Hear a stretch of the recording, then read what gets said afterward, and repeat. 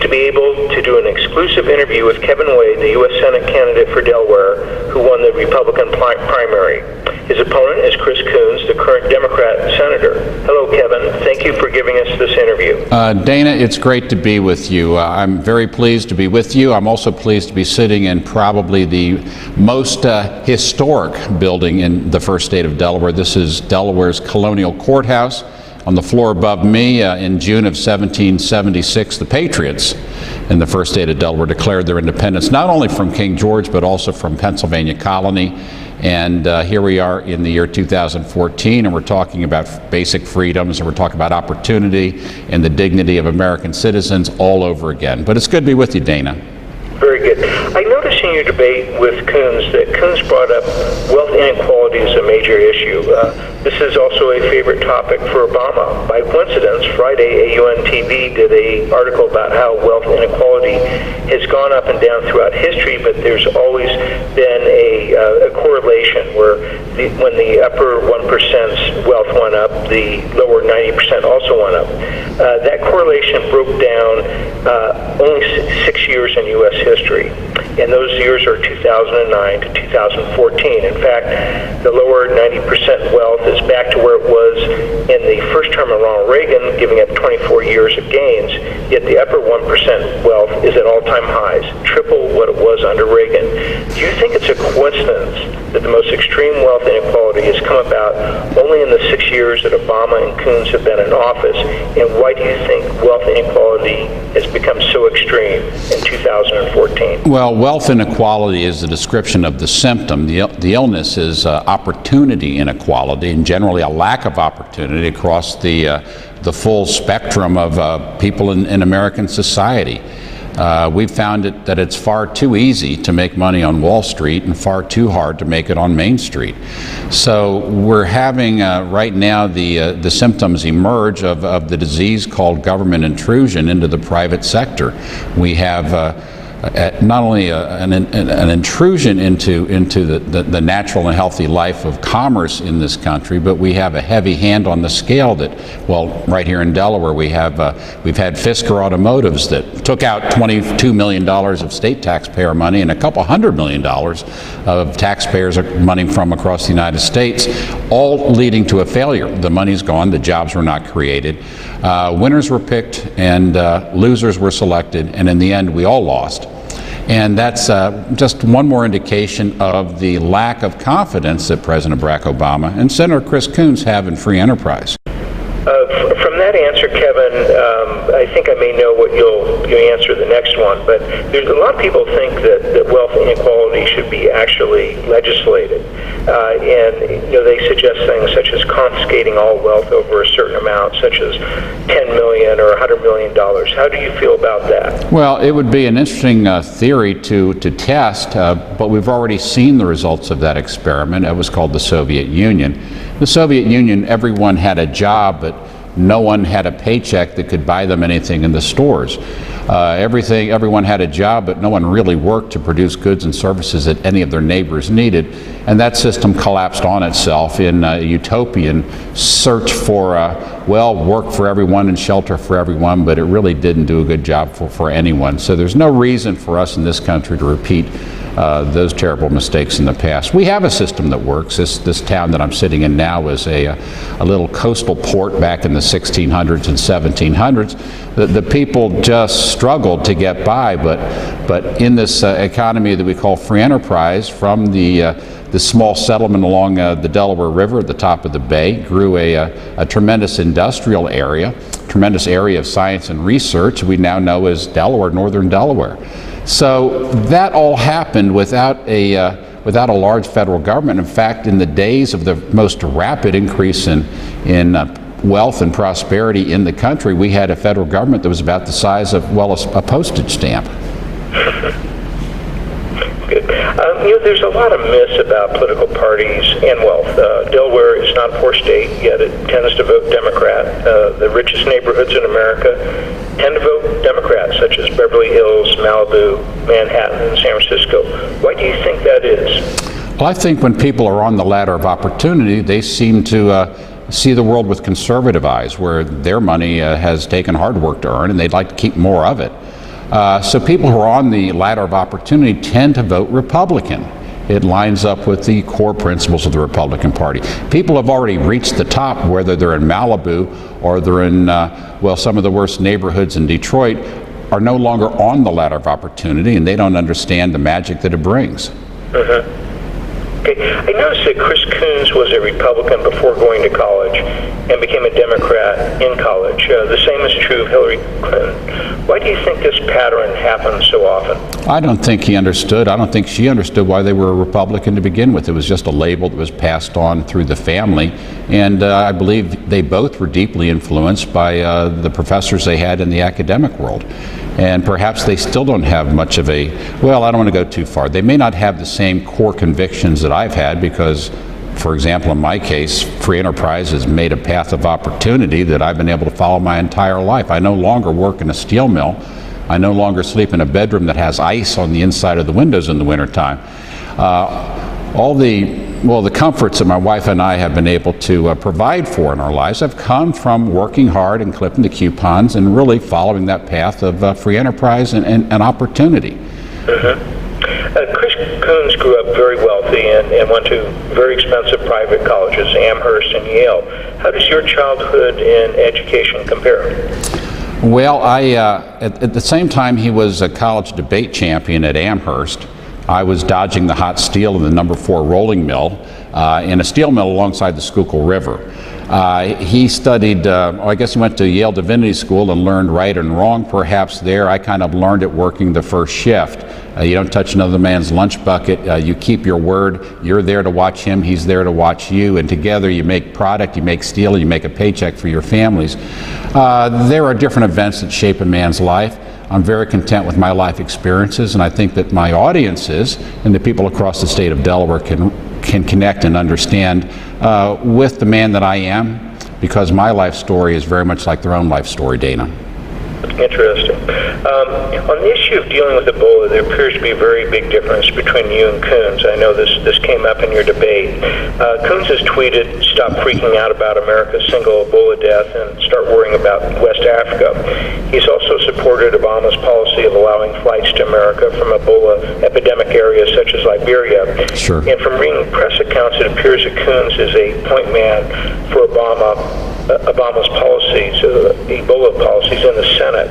Kevin, if Obama had done what Great Britain and Nigeria and other countries have done, ban airline flights from Liberia, do you think Coons would be so in favor of those flights today? In other words, on this issue, do you think Coons all by himself decide this, or that he just follows Obama's policies? Well, I know that his voting record lines up with Harry Reid about 97 or 98% of the time. I tell audiences here, and it's a bit of an exaggeration, but not too much, that Chris Coons votes with Harry Reid more often than Harry Reid votes with Harry Reid. But I'm very proud to be the first candidate for U.S. Senate on the national scene, and this goes back several weeks now, to call for prudent and cautious measures to temporarily suspend, well, the inbound flow of travelers from the affected areas until the crisis passes. That's simple common sense. It's something that people in Delaware, and I know across the country, understand. I do not understand why Chris Coons seems to be so vocal and so active in maintaining the flow of passengers into this country who have originated in the Ebola-stricken areas, because each passenger arriving is one more risk that we take, and any U.S. Senator, Republican or Democrat, has to put the health and well-being of American families first. In general, on issues, and this actually, you partially answered this question before I got to it, but you mentioned Harry Reid, and the next question was actually about Obama. Can you think of any issues that Coons actually opposes Obama on? Not a single one. Do you know what those 3% that he disagreed with Harry Reid were about? I suspect he wasn't present that day for the vote. Oh, I see. Okay. Do you think if Obama changed his position on Ebola flights and banned them, do you think that Coons would still be in favor of him, or do you think he would just follow Obama on that? I suspect he would follow the lead of Harry Reid. Mm-hmm. Okay. Kevin, I've noticed a lot of dissatisfaction among Republican volunteers in elections in the past, where they get the candidate in that they wanted, and then they did not get what they expected or were promised. This is at all levels, Sure. State, Congress, Senate, and presidential races. A national example would be that Bush said he was opposed to big deficits, then went along with them as president, even huge deficits.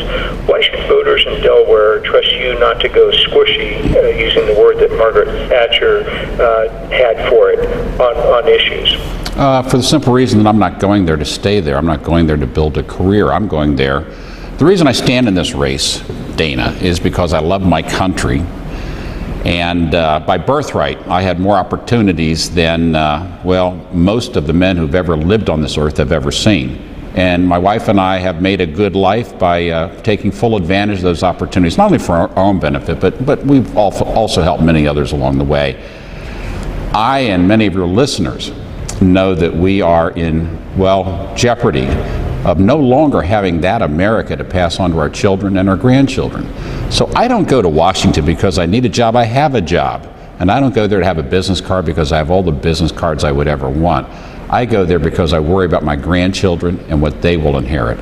So the reason I stand is to go down there and fix the biggest problems that our country faces, and those problems, Dana, are all centered in Washington, D.C. I'm going to go down there and do my darndest with the help and support of the people of Delaware to turn things right, to bring things along, and then, frankly, I'm coming home and going back to my family and my business. You know, of the current senators in office, which of them would you say your voting record would be most like, if elected? I won't be like any of the senators in office. I have promised the people in Delaware that I will be their independent voice in the U.S. Senate. I'm not going there to line up with anyone. I'm going there simply to be the voice of the people in Delaware. There are some issues that I will vote against my own best judgment, because it is the best judgment of the people in Delaware that I vote a certain way. You see, Dana, if a U.S. Senator isn't willing to represent the people at home, who would? And that's my job. There's an article I saw that said that the Coons family had outsourced over 2,000 high-paying jobs to China, Germany, and other countries. Is that true? And what does Coons say about that? Well, it's indisputable. Perhaps the number is in question, whether it's 2,000 or 600. In any event, in a small state such as Delaware, that's a lot of jobs. And for my opponent, who has spent so much money with television ads talking about bringing manufacturing jobs back to Delaware, he could have kept them here simply by speaking over the family, over the Thanksgiving dinner by saying, pass the turkey and save the jobs. But apparently his interest in saving jobs in Delaware has only emerged since he has a fairly credible opponent right here in 2014. My background is manufacturing, and I've laid out for the people of Delaware a very clear, specific action plan to immediately begin bringing jobs back to Delaware, and specifically blue-collar jobs, pipe fitters, electricians, carpenters, and that is to build a major natural gas export facility right here in Delaware. We're just 150 miles north of one of the largest natural gas formations in North America. We have across the Atlantic Ocean 300 million customers who presently have to buy natural gas from Russia at high prices. And Russia threatens them with the wealth and power they gain by selling the natural gas. They would love to buy natural gas, and let's build an export facility right here to put our own people to work and give our friends in Europe, a helping hand. It's a win-win situation. Of course, my opponent opposes it, but I think it's common sense, and the people of Delaware understand it. Can you think of a question about the Delaware Senate race that you've not been asked, that the voters, deserve to have asked? No, I think you asked the best question earlier about who will you line up with? Who are you like in the U.S. Senate? And I had a chance to really make the statement to you that many people in Delaware have heard. I need to be the voice of the people in Delaware. Even when my voice and my vote may not be exactly what I would choose from a personal standpoint. We have a problem, Dana, in the country today, and this is very important. Please pay attention. We have a problem today in that our leaders in Washington no longer believe in us. And this is the reason for the chasm and the lack of trust. And while I can't bring back trust in 50 states, I can do it right here in Delaware, and that's my promise. Okay. Almost all politicians say that they want to seal the southern border. And this has been going on for decades, but few even try to make that happen once in office. Why do you think there's such a bait and switch on this issue by most politicians? I think they're interested in re-election, and they're very eager to get campaign donations from groups who would rather not see that border be secure. But again, because I go in with the basis that I'm coming back as soon as the work is done, I'm not eager to please, well, I won't name any groups, but I'm not eager to please those groups who would like to keep that border porous in return for large campaign donations for the next re-elect effort. Some things go unreported in America. One is the apparent conflict of interest for solving the problem of failed neighborhoods. The precincts where Democrats do the very best, getting 90% plus and sometimes 100% of the vote, are the most failed, dangerous, and jobless neighborhoods in America. The number one cause of death in these neighborhoods for young people is being murdered. There's despair and illiteracy. The schools fail to teach decade after decade. The worse things get, the more Democrat they vote, and the more Democrat they vote, the worse things get. It's a cycle of dependency. Okay. The opposite is Provo, Utah, rated the most Republican voting city in America. It's not as rich as Malibu or Manhattan, but it has a zero murder rate, and children are very safe there, and schools turn out literate students. Back to the failed neighborhoods and the Democrat 90% neighborhoods. You know, it's basically hell for the people who live there. It's bad for America. It's bad for the Republican Party, but there's one winner, and that's the Democratic Party. These destroyed neighborhoods are heaven for the Democratic Party in elections. They do not even need to spend money on elections there. They just spend money on getting the vote out. Do you think the reason that the Democrats never solve the problems in places like Detroit and North Philadelphia is because they're aware it would hurt them in elections? Well, I know that if they solved the problems, there would be less interest in the next proposed federal program to help those who are helpless. If the problems were truly solved, there would be less of an interest and an appetite for the social programs that are the bread and butter of the Democrat Party keeping its constituency.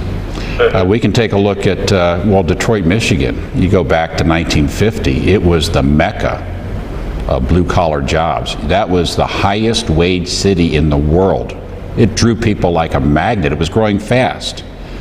You could come there with a high school education and get a job in one of the plants and buy a home and get your kids through college, and out of Michigan do something they call go up north, have a summer place or a winter place up in the northern part of the state.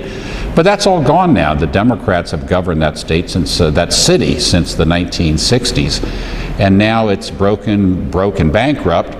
And the people in Detroit, Michigan, actually have trouble getting drinking water into their homes.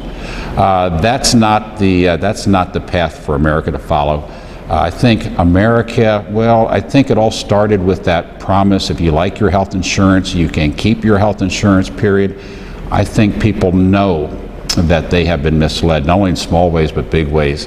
And truly, here in the state of Delaware, which many people consider to be a blue state, the response that I am getting from everyday voters across the state is absolutely remarkable. They've had enough. They're ready to take a new road, and they're ready to have someone be their senator, Dana, who believes in them.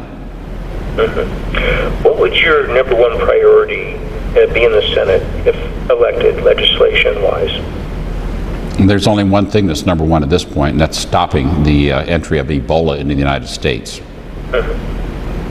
Okay. What do you like the most about Chris Coons? Oh, I like the fact that he loves his country, he loves his family. I respect that. Okay. I see you've created your own company. From your experience, what effect would you expect if the unemployment rate, if the number of regulations were cut in half in America? Well, we probably don't have to cut them in half. There's probably just 5 or 10% that are so onerous that business owners and business developers, people who are trying to grow their business, struggle with all the time. And we don't have the opportunity in this short interview to go through them in detail, but probably 5% of the regulations, if we could bring some common sense to them and rationalize them or normalize them, would remove many of the obstacles to growing a business. We also have a federal tax rate that's 35%, that if you are are a well-connected corporation, you can go to your friends in Washington and through your lobbyists find loopholes and exemptions so that your effective rate is very low. But if you're a business that simply tries to meet the needs of its customers and you're not well connected in Washington, you bear the full brunt of that 35% marginal tax rate, and there is very little left for you to grow that business. We've got to get some common sense into our tax code. In fact, it needs an entire overhaul. Okay. Wages have been falling in recent years, which is totally out of the ordinary for America. Why do you think inflation-adjusted wages are falling? Because we don't have a demand for our workers. Our wages will begin to go up when there are 3 companies looking to hire 2 employees. And there will be competition between those companies to improve the starting wage, to improve the benefits, to improve the number of days vacation you get. But until we have more demand for jobs than we have workers available, we're going to see this erosion. It's just that simple. We have done a great job in taking on selling our debt to China while we've shipped our jobs over there. But it's not working. It simply isn't working. We've traded a closet full of well-made, inexpensive Chinese sneakers for what used to be lifetime jobs with great pensions. I don't need the sneakers. I want to have a good job and a good pension. What do you think Delaware voters should focus on the most in your particular election? The number one issue here is Ebola. We have people in leadership that simply do not recognize the threat that this poses not only to our healthcare system, but to our civilization at large. Ebola is so deadly, it kills so quickly. There are nurses across this country who are scared to death because they know they're not prepared to treat Ebola, and doctors are quiet because they know the capacity in their own hospitals and in their own practices to respond and react, not only to treat the cases of Ebola, but to contain it so it doesn't spread out of the treatment setting. They know it doesn't exist. And the fact that the President Obama, his administration, with the active support and voice of Senator Coons, has kept these flights and the arrivals of people from the affected areas ongoing and continuing is reprehensible. It's throwing the dice on the lives of potentially millions of Americans. Kevin, thank you so much for giving us this interview. Dana, thank you so much for having me. And if you ever come to historic old Newcastle, please visit the courthouse. It's a place where America started. Sounds interesting. Thank you again. Thank you.